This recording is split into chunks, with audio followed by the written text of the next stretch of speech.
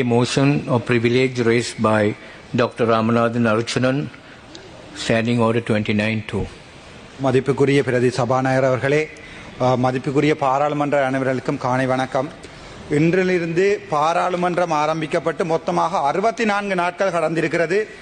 இன்றைய தினம் எனது முறைப்பாடு, எனது பாராளுமன்ற சிறப்புரிமை மீறப்பட்டிருக்கின்றது என்றது தொடர்பான எனது முறைப்பாட்டின் 36வது நாள் கடந்திருக்கிறது. உங்களுக்கு தெரியும், பாராளுமன்றத்திலே ஒரு பாராளுமன்ற உறுப்பினர் மக்களால் தெரிவு செய்யப்படுகின்ற போது மக்களின் பிரச்சனைகளை கதைப்பதற்காக நேரம் ஒதுக்க வேண்டும். அதற்காகத்தான் விகிதாசார முறை இருக்கிறது.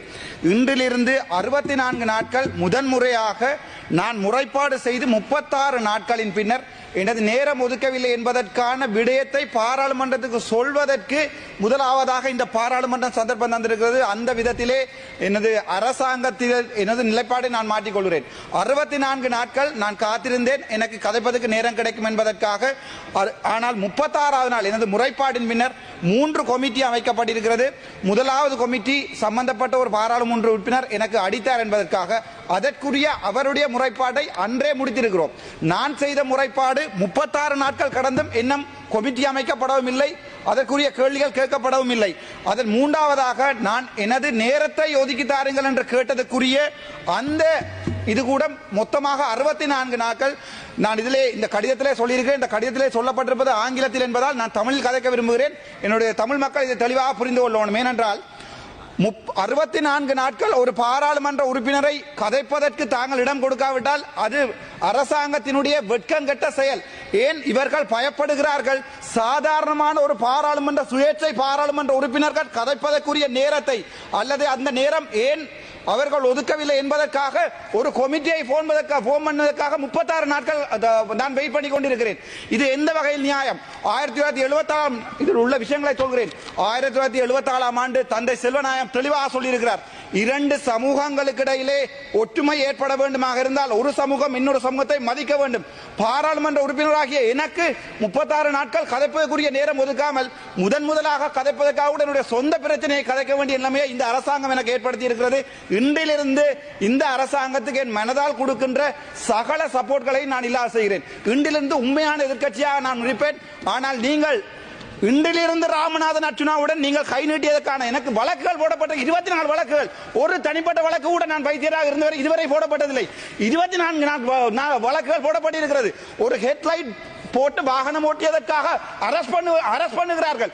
ஒரு சிங்கள எம்பியாக இருந்தால் உங்களால் ஒரு சிங்கள எம்பியை ஒரு பிசி சாஜன் பாராளுமன்றத்திலே தரப்பட்ட அந்த இதை எடுத்து காட்டிய போது photo Honorable member, can you stick within the framework of your complaint in this, please? நன்றி ஐயா. நான் இந்த விடயத்தை மிகவும் கவலையோடு சொல்கிறேன். பெரிய ஒரு எதிர்பார்ப்புடன் இருந்தேன் என்பிபி அரசாங்கத்தில். நான் மட்டுமில்ல, எனது யாழ்ப்பாணத்து மக்கள் 3 எம்பிக்களை தெரிவு செய்திருக்கிறார்கள் பெரிய ஒரு எதிர்பார்ப்போடு. ஆனால் நான் இங்கே பாராளுமன்றம் வந்து இன்று கூட ஏன் எனக்கு கதைப்பதற்கு நேரம் ஒதுக்கவில்லை? ஏன் நான் பாயிண்ட் ஆஃப் ஆர்டர் எடுத்து 1 மினிட் எத்தனை தரம் பாயிண்ட் ஆஃப் ஆர்டர் எடுத்து என்னுடைய பிரிவிலேஜ் இல்லாமல் பண்ணப்பட்டிருக்க சொல்லி இருக்கிறேன். ஆனால் யாராவது இதை பற்றி கலைக்கிறார்களா? இல்லை. தமிழ் சிங்கள மக்கள் ஒன்றாக வாழ வேண்டும் என்றால் உயரிய சபையாகிய பாராளுமன்றத்திலே உண்மையான விடயங்களை கதைப்பதற்கு நேரம் ஒதுக்க வேண்டும். ஏன் அரசாங்கம் பயப்படுகிறது? சாதாரணமான ஒரு சுயேட்சை குழு பாராளுமன்ற உறுப்பினர்களுக்கு. உங்களுக்கு முதுகெலும் இருந்தால் இன்றையிலிருந்து அந்த பிரச்சனையை முடித்து காட்டுங்கள். நன்றி, வணக்கம். Honorable Archana. කරු කතානායකතුමා, මට මේක සිංහලෙන් කියන්න කැමැති. බිමල් හොනරබල් මෙම්බර් මට කියලා තියෙනවා මම කරප වරදක් කියලා. අද වෙනකම් මට නඩුව 24ක් දාලා තියෙනවා. හැබැයි ඒ නඩුව 24 පෞද්ගලික නඩුවක් නෙවෙයි. වංජාවක් අල්ලනවා කියලා හිටපු ආණ්ඩුවේ කියපු විදිහටම මම කිව්වේ හොස්පිටල් වල වංජාවක් යනවා කියලා. අද වෙනකම් කීයක් Facebook වල මේ ෂය වෙනවද කියලා බලන්නකෝ. හොස්පිටල් වල මිනිමරනවා. මන්නාර හොස්පිටල් එක මිනිමරුවා. තව එකක් මම නිකන් කියන්නම්.